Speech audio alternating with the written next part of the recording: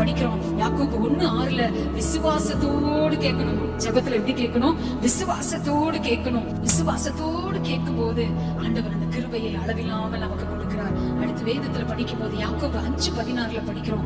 ஒருவருக்காக ஒருவர் என்ன செய்யணுமா? ஜெபிக்கணும். எத்தனை பேர் ஆமென் சொல்றீங்க? யாக்கோபு 5:16 நீங்கள் சொஸ்தமடையும்படிக்கு உங்கள் குற்றங்களை ஒருவருக்கொருவர் அறிக்கையிட்டு ஒருவருக்காக ஒருவர் ஜெபம் பண்ணுங்கள். ஆமென், ஹல்லேலூயா. ஒருவருக்காக ஒருவர் ஜெபிக்கும் போது வசனம் என்ன தெரியுங்களா சொல்லுது? அந்த ஜெபம் சாதாரணமான ஜெபம் அல்ல, அது ஒரு ஊக்கமான ஜெபம். நீதிமான் செய்யும் ஊக்கமான ஜெபம் மிகுந்த பலன் உள்ளது. எத்தனை பேர் நம்புறீங்க? ஹல்லேலூயா. இப்ப பக்கத்துல இருக்கவங்களுடைய பிரச்சனையை கேட்டு ஜெபிக்க போறீங்க எல்லாரும். நீங்க செய்யற ஜெபம் ஊக்கமான ஜெபம். ஆமென் சொல்லுங்களேன். ஹல்லேலூயா. ஒருவருக்காக ஒருவர் என்ன செய்யணுமா?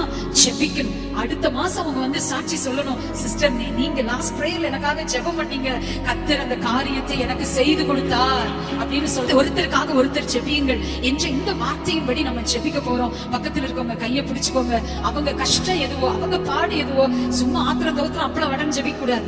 என்ன ஜெபம்? ஒரு 5 நிமிஷமாவது சாலிடா ஜெபிங்க.